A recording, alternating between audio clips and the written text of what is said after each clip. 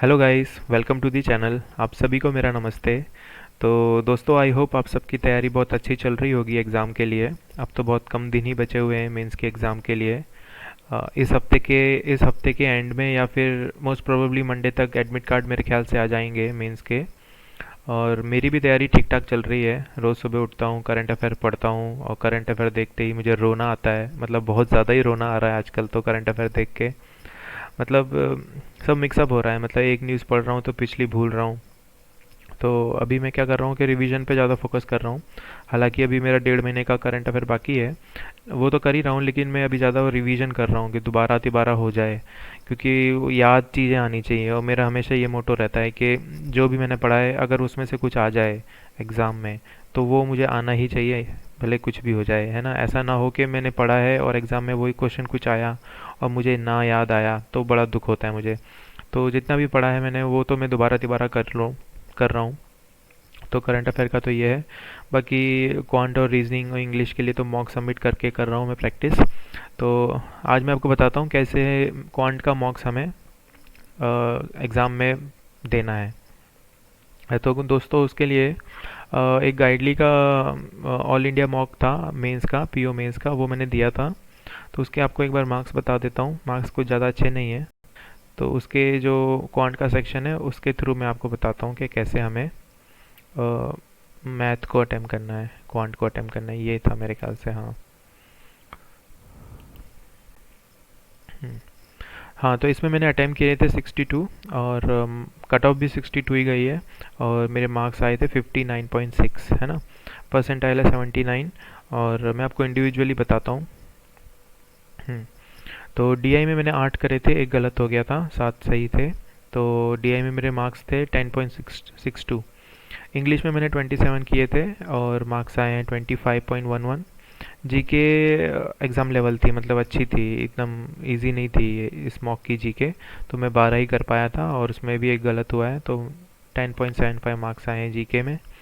Reasoning में मैंने 15 करे थे, इसमें गलत हो गए मेरे, तीन गलत हो गए। तो मेरे मार्क्स आए 13.12, है ना। तो ये तो था all India mock I B P S P O mains का मॉक नंबर 2 था ये, गाइडली का। अगर आपने दिया हो तो आप भी बताइएगा, क्योंकि कमेंट सेक्शन में एक बंदा था, नाम मुझे याद नहीं आ रहा है, शायद ज्ञान करके एक बंदा था। उन्होंने कहा था कि आप देना, ये लाइव मॉक है ऑल इंडिया लेवल का गाइडली का, तो मैंने दिया। और क्वांट का बताते हैं, क्वांट का क्या करना है हमें।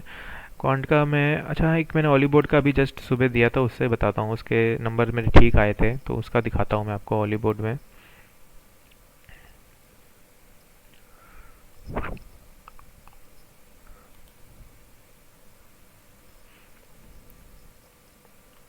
हाँ, तो ऑली बोर्ड का सेक्शनल मॉक था, मॉक नंबर 3 था, हाँ।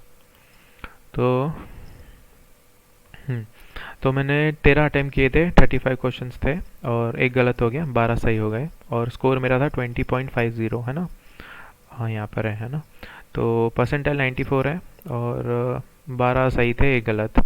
तो इसका ही मैं खोल के बताता हूँ कि कैसे हमें अप्रोच करना है ना एग्ज़ाम में, या फिर कैसे मैं करूँगा ये, कैसे मॉक में मैं करता हूँ मतलब।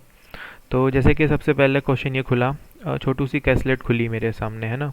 मैंने इसको पढ़ा, मैंने जब मॉक दिया था ये तो मैंने इसको पढ़ा भी था। तो 1 मिनट में मैंने पढ़ा और मुझे लगा, आपको मन में लगना चाहिए पहली बात तो कि ये होगा कि नहीं होगा। अगर मन में हाँ आ रहा है कि हाँ ये होगा, तो फिर नेक्स्ट क्वेश्चन आना चाहिए, क्या ये एक बारी में होगा, टाइम तो नहीं लगेगा। अगर टाइम लगेगा तो मार्क फॉर रिव्यू, है ना। तो इसको मैंने मार्क फॉर रिव्यू कर दिया था, क्योंकि मुझे लग रहा था टाइम लगेगा इसमें।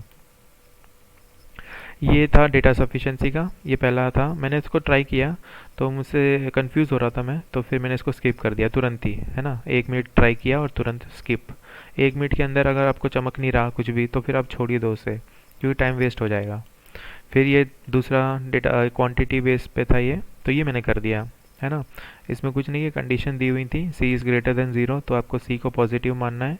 और सी का प्रोडक्ट ए के साथ अगर हम करते हैं तो वो लेस देन ज़ीरो हो रहा है, यानी ए सी जो है वो नेगेटिव होगा। तो हमें पता है कि सी तो पॉजिटिव है तो ए नेगेटिव होना है। फिर इस जो एक्सप्रेशन है ये वाली, इसमें से ए और बी का रिलेशन पता चलेगा, तो उसमें ए तो नेगेटिव है तो बी का पता करना है हमें। उस हिसाब से हमको यहाँ पे वैल्यू डालनी है ए बी और बी की। तो ईजी था। तो ये कर दिया था मैंने। ये नंबर सिस्टम का था। तो आई होप आप सब ने नंबर सिस्टम एक बार रिवाइज कर लिया हो, क्योंकि एक आध क्वेश्चन पिछले 2-3 साल से आ रहा है ज़रूर मेंस में। तो ये इजी था तो मैंने कर दिया था। यूनिट डिजिट पे था ये। इस पूरे मॉक का सबसे इजी क्वेश्चन यही था। कुछ नहीं करना था, ये सॉल्व करना था। सिंप्लीफिकेशन मतलब जिसे बोलते हैं ना हम, सिंप्लीफिकेशन करनी थी। ए बी और सी वैल्यू ढूंढनी थी और उनका रिलेशन पता करना था, तो ये कर दिया। हम्म अब ये मैंने ये दूसरा कैसलेट आया था, ये मैंने पढ़ा। इसमें ए और बी दो अननोन थे, तो मैंने इसको स्किप किया। मतलब ये भी नहीं सोचा कि होगा कि नहीं होगा, आता है कि नहीं आता। मैंने बोला जब वेरिएबल दो दो दिए हुए हैं तो ढूंढने में टाइम लगेगा लगेगा। मतलब टाइम तो लगना ही था इस कैसलेट में, प्लस 1 मार्कर थी ये। तो मैं बोला कोई मतलब नहीं है, 15-20 मिनट लगाऊंगा और मार्क्स भी 5 ही मिलेंगे अगर हो गया तो, है ना। तो फिर मैंने इसको स्किप किया। मैंने इसको मार्क फॉर रिव्यू भी नहीं किया। फिर एक ये इस टाइप का तो नहीं आएगा, पता नहीं ये ओबी में क्यों ऐसा पूछा है। लेकिन ये मैंने स्किप कर दिया था। हालांकि मुझे लग तो रहा था कि ये है A is greater than B, लेकिन थोड़ा डाउटफुल था मैं। तो फिर मैं बोला छोड़ो, क्योंकि 2 मार्क्स का है, कहीं गलत हो गया तो फिर नेगेटिव भारी पड़ेगी। तो मैंने इसको स्किप कर दिया था। हाँ, फिर ये मैंने अटेम्प्ट की थी। जैसे ही मेरे सामने आई तो मैंने कैसे इसको जज किया, आप ये समझिए, देखना। मतलब मैंने इसको जब पढ़ा ना, 1 मिनट मैंने लिया पूरा, ये 5-6 लाइन पढ़ी। मैंने देखा कोई भी वेरिएबल नहीं है यहाँ पे। ना एक्स है ना वाई है, ना x-10 लीटर है या कुछ भी एक्स वाई नहीं है। सीधे सीधे नंबर दिए हुए हैं, नेचुरल नंबर्स हैं। और दो कंटेनर दिए हुए हैं, ए और बी, और मिल्क और वाटर का रेशियो है। और फिर मेरी नज़र गई मार्कर पे, कितने मार्कर का है, 2 मार्कर का है। तो फिर मैंने ठान लिया कि हाँ मुझे करना ही है, ये होना ही है। क्योंकि सारे तो ना स्किप कर सकते हो आप, कुछ तो आप करोगे ही ना। तो मुझे मालूम था ये 5 मिनट में, तो मैं ये 5 मिनट नहीं तो 10 मिनट मान लो, अगर मैं स्टार्टिंग में पढ़ के, तो आपको पता नहीं चलता ना कि ये हम उलझेंगे कि नहीं उलझेंगे। लेकिन इतना आइडिया लगता है कि हाँ इस टाइप के करे हुए हैं, तो अगर 5 मिनट नहीं तो 10 मिनट में कर लेंगे सॉल्व, है ना। तो फिर मैंने इसको शुरुआत कर दी थी मैंने, क्योंकि इसमें कोई वेरिएबल नहीं था ना इसलिए। और मार्क्स भी ज़्यादा थे, डबल थे। तो फिर मैंने इसको शुरू किया और ये हो गई। तो 2 क्वेश्चन थे, तो 4 नंबर इसके मैंने अटेम्प्ट कर लिए थे। तो इसका आंसर तो 1 लीटर था ही। और नेक्स्ट वाला भी मैंने किया था, इसका रेशियो पूछा था। इजी था ये। अब अगर आप भी करेंगे तो आपको भी इजी लगेगा ये। तो आपको ऐसे जज करना है ना, कि देखना है कि कोई वेरिएबल तो नहीं है ज़्यादा, और मार्क्स कितने अलॉटेड हैं उस क्वेश्चन के, उस हिसाब से आपको ये करना था। तो ये मैंने कर दिया। फिर ये देखो, ये डी आई आई थी एक्सपेंडिचर बेसिस पे। तो हमको यहाँ कैलकुलेट करना था आई सी एच, ये S H T F C O, ये सब इनके savings, expenditure on housing, transportation, food, ये सब था। मैंने बोला अगर समय मिला तो ज़रूर करेंगे, लेकिन अभी तो नहीं करेंगे, तो इसको स्किप किया। फिर हाँ, ये प्रोबेबिलिटी बेस पर थी। कर सकते थे, जिनका स्ट्रांग है वो कर सकते थे, इजी थी, मतलब ऐसा नहीं था। लेकिन मैंने इसको स्किप किया था, क्योंकि मैंने ये नोट किया है कि प्रोबेबिलिटी मैं समझ जाता हूँ, मैं फॉर्मूला भी लगा देता हूँ, लेकिन जब मैं कैलकुलेशन करता हूँ प्रोबेबिलिटी की खास तौर पे, तो मैं गलतियाँ कर देता हूँ कैलकुलेशन में। तो मैं बोला अभी रुक जाओ, इसको होल्ड पे रखते हैं, कुछ और आगे अच्छा मिल जाता तो वो कर लेंगे, फिर देखेंगे ये। तो इसको स्किप कर दिया था मैंने। हम्म, फिर एक ये डी आई आई थी। तो मैंने चेक किए थे पहले इसके क्वेश्चन, मतलब स्टेटमेंट वाले थे ये, डेटा सफिशिएंसी वाले। तो मैंने बोला इसको करके देखते हैं। मार्कर भी 2 मार्कर थी, तो फिर मैंने देखा इसमें क्या था। टोटल पॉपुलेशन थे, total males and total females, town A और टाउन बी। ज़्यादा कॉम्प्लिकेटेड नहीं रखा था, नहीं तो हर मॉक में मैंने देखा है कि टाउन दो तो नहीं, 4 टाउन तो रखते ही हैं। Town A B C D, D तक तो जाता ही है। तो मैंने बोला ये ठीक लग रहा है, और इसमें हमको क्या करना था, बस डिफ्रेंशिएट करना था, टोटल मेल्स कितने हैं और टोटल फीमेल्स कितने हैं। और क्वेश्चन के हिसाब से देखना था, जैसे कि लिटरेट कितने हैं, इलिटरेट कितने हैं। ये ग्राफ में यही दिया हुआ है कि 40%, 20% कितने लिटरेट हैं, है ना। Data regarding percentage of literates in the 2 different towns for 4 different years. 4 साल हैं, 2 टाउन है। और लिटरेट और इलिटरेट का यहाँ रेशियो पता चल जाता है। और आपको फिर क्वेश्चन के हिसाब से देखना है ना, क्योंकि इस डीआई में ऐसा कुछ है ही नहीं कि नोट करोगे आप। जैसे दोनों स्टेटमेंट में 2013 है, तो 13 पे फोकस करो। 13 में ये वाला देखना है आपको, टाउन ए टाउन बी।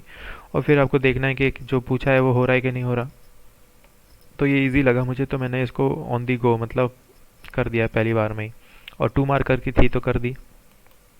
तो ये तीन तीन क्वेश्चन थे इसके। हाँ, इस टाइप की मैंने करी हुई है और मुझे ये back under the back of my mind मुझे पता है कि इनमें मुझे टाइम लग जाता है। ये क्या बोलते हैं इसको, फनल टाइप वाली डीआई। तो मैंने ये प्रैक्टिस करी हुई है। तो कभी कुछ नहीं हो पाता और भी कुछ अटेम्प्ट नहीं कर पाता पूरे पेपर में, तो फिर मैं इस पे आता ले दे के। लेकिन अभी क्या है, मुझे ये पता है कि इसमें टाइम लगता ही है ना, तो इसलिए मैंने इसको स्किप किया था। फिर स्किप करने के बाद हाँ, एक ये डी आई आई थी। तो इसमें डेटा कुछ था नहीं, है ना, ज़्यादा दिखा था नहीं, मतलब एक ग्राफ दिया हुआ था। तो मैंने बोला इसको करके देखते हैं। तो ये इजी लगी मुझे और इजी ही थी ये, तो ये हो गई किस्मत से। और 4 या 5 क्वेश्चन थे इसके और 2 मार्कर थे, तो फिर ये हो गई थी। तो इसमें आपको बता देता हूँ मैं क्या था। 3 लोग हैं, ए और बी और सी। तीनों कुछ काम कर रहे हैं, पी क्यू आर, है ना। तो ये पी है, ये क्यू है, ये आर है। अब ए बी और सी कितने दिन काम करते हैं वो इन्होंने यहाँ पे बताया हुआ है नोट पे। नोट पे क्या बताया है कि जो जो ट्राइंगल है ना, उसका जो बेस है ना, जैसे पी वाले ट्राइंगल की बात करता हूँ। तो ये जो बेस है ना, तो 2 वर्टेक्स बनेंगी यहाँ, तो एक ए होगा एक बी होगा। तो ए का 5 ले लो और बी का 15। तो ये क्या टाइम दिया हुआ है कि पी काम को करने के लिए ए को 5 घंटे लगते हैं और पी काम को करने के लिए बी को 15 घंटे लगते हैं। और ये जो थर्ड वर्टेक्स होगी जो ऊपर की तरफ देखनी है हमें, वो है सी के लिए। तो सी 3 घंटे लेता है। तो ऐसे 3 काम थे पी क्यू आर, और तीनों का ही मतलब ए कितने दिन में करता है, बी कितने दिन में करता है। तो ये इजी लगी थी मुझे पढ़ते हुए, तो मैं क्या चलो देखते हैं करके। तो वो हो गई, है ना। पहला क्वेश्चन ही मैंने पढ़ा पहले के, time taken by C alone to finish the work P. तो फिर पी पे मैं गया पहले। ऐसा नहीं करना है कि आपको पूरा नोट करना है, पी है वर्क, क्यू है, आर है, ऐसा नहीं करना है। क्वेश्चन आप पहले पढ़ लीजिए क्या पूछा है। जैसे उसमें भी डेटा सफिशिएंसी वाले में भी ऐसा ही था। मैंने पहले यहाँ इस वाले में भी, हाँ, जैसे कि ये क्वेश्चन शुरू हुआ तो मैंने पहले यहाँ ही पढ़ा कि 2013 की बात कर रहा है, तो 13 का डेटा देखो बस। 11 12 14 बाद में देखी जाएगी, अभी 13 की देखो। स्टेटमेंट 1 में भी 13 की बात कर रहा है, स्टेटमेंट 2 में भी 13 की है। तो इधर ध्यान नहीं ज़्यादा लगाना है, बस जो क्वेश्चन में पूछा है वो पढ़ लो पहले एक बार। फिर हम थोड़ा डिकोड कर सकते हैं ग्राफ से। अब जैसे नेक्स्ट क्वेश्चन में 11 की बात कर रहा था और 14 की बात, तो 2 साल की बात थी, तो 11 और 14 का देखा। तो ऐसे आपको देखना है कि कौन से क्वेश्चन पूछे हुए हैं उसने। जैसे ये भी हमें अप्रोच करता है ना, तो मैंने ये हालांकि ट्राई किया हुआ था, मुझसे हुआ नहीं है, क्योंकि लास्ट का मिनट ही बचे थे, 1 2 मिनट, तो मुझसे हुआ नहीं, तो मैंने छोड़ दिया इसको। हालांकि मैंने पढ़ लिया था, इसमें उन्होंने पूछा था कि एम और एन का रेशियो बताइए, है ना। तो ये पढ़ लोगे तो फिर आप थोड़ा यहाँ पे जज करने में आसानी रहेगी आपको, अगर आप क्वेश्चन पहले पढ़ लेते हो तो। तो ऐसे था, तो ऐसे ही मैंने इसको भी पढ़ा, देखा तो इजी लगा था मुझे, तो मैंने शुरू कर दिया, तो वो हो गया। तो इसके क्वेश्चन सही हो गए थे, और ये 2 मार्कर की थी डीआई, है ना। तो अगर हम पहली बार देखें तो थोड़ा अजीब सा लगेगा कि ये पता नहीं कैसा ग्राफ है ये, या चार्ट है, क्या बोलेंगे हम इसको। तो लेकिन आप जैसे जैसे ये बोल रहा है वैसे वैसे करोगे और समझ में आता जा रहा है आपको, तो आप इसको ज़रूर अप्रोच करिए और हो जाएगा। क्योंकि पूरा ही टफ नहीं आएगा मेंस में, कुछ तो इजी, मतलब आपकी कट ऑफ क्लियर हो जाए ऐसे क्वेश्चंस भी वो देंगे, ऐसी बात नहीं है। वो आप पर है कि आप कैसे उस क्वेश्चन को सिलेक्ट करते हो, है ना। क्योंकि 35 क्वेश्चन में से कैसे आप चूज़ कर लो कि जो आपके कैलिबर के हैं, आपकी स्ट्रेंथ के हैं, वो आप जज करो, ये आप पर है ना। तो ऐसे ही ये क्वांट का आपको करना है। और दूसरी बात, ऐसा आप दिमाग में मत रखिएगा कि मुझे डीआई पहले करनी है या फिर मुझे मिसलेनियस करने हैं पहले, ऐसा कुछ नहीं है क्वांट में। क्योंकि ये क्वांट का मेंस है ना।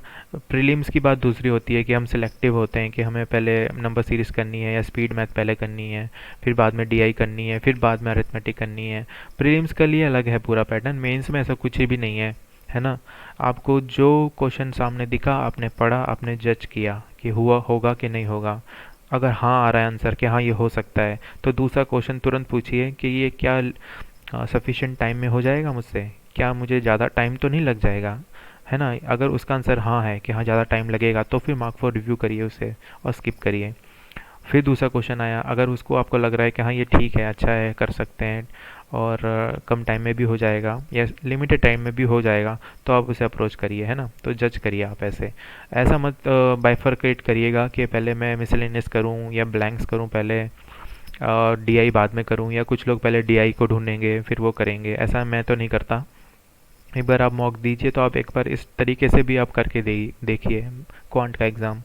मतलब ऑन द फ्लो, मतलब इन द फ्लो में ही आप जाइए और जो आप जज करते जाइए हर क्वेश्चन नेक्स्ट क्वेश्चन कि हाँ ये हो पाएगा कि नहीं हो पाएगा। हो पाएगा तो करिए आप, और ज़्यादा टाइम मत दीजिए, है ना। 2-3 मिनट में आपको पता चल जाता है कि ये मुझसे होने वाला है कि नहीं होने वाला है। जैसे कि मुझसे भी ये वाला क्वेश्चन जब मैंने ट्राई किया था ना, तो पहले तो मुझे लगा कि हो जाएगा, तो मैंने ट्राई किया ये वाला डेटा सफिशिएंसी का, तो मैंने 2-3 मिनट लगाए लेकिन नहीं हुआ। तो फिर मैंने कहीं इस पे लगा नहीं रहा, मैं तुरंत ही स्किप किया। मैंने बोला ठीक है, बाद में दूसरे क्वेश्चन भी हैं। फिर ये किया तो ये हो गया, है ना। अगर मैं पिछले वाले पे लगा रहता तो बड़ी दिक्कत रहती है। फिर पीछे की डीआई वगैरह इतने शार्प माइंडेड भी नहीं है हम लोग, है ना, कि हमें 5-10 मिनट तो लगते ही है ना डीआई को डिकोड करने में ही। फिर उसके क्वेश्चन भी हल्के फुल्के तो होंगे नहीं। 2-2 मिनट तो मान के चलते हैं कि हर क्वेश्चन में 2-2 मिनट की कैलकुलेशन करवाएगा वो। तो पीछे के डीआई अगर दूसरे क्वेश्चंस हैं उनके लिए भी समय छोड़ते हुए हमें चलना है। तो 2 या 3 मिनट में अगर आपका आंसर नहीं आ रहा है, single question, single liner question जो है, तो आप उसको स्किप करिए, है ना, क्योंकि समय बर्बाद करने से कुछ नहीं होगा। तो ये है स्ट्रेटजी क्वांट की गाइस। इस तरीके से मैं देता हूँ। और देखो आज रात को मैं शायद इंग्लिश का लाइव मॉक दूँ। इसका मैं रिकॉर्ड करने वाला था मॉक, लेकिन फिर मैंने किया ही नहीं। मैं बोला स्कोर जो आएगा वो दिखा देंगे। तो अब मैं शायद इंग्लिश का मॉक दूँ लाइव, तो स्मार्ट कीडा का दूंगा शायद। तो उसका मैं आपको लाइव वीडियो दे दूंगा। अगर आपको चाहिए हो तो, है ना, आप कमेंट सेक्शन में बताइएगा कि अगर आपको लाइव वीडियो चाहिए इंग्लिश का, तो मेंस का, है ना। और यही था गाइस आज का वीडियो गाइस। और टिल देन कीप स्टडिंग, मिलते हैं अगले वीडियो में। Bye bye.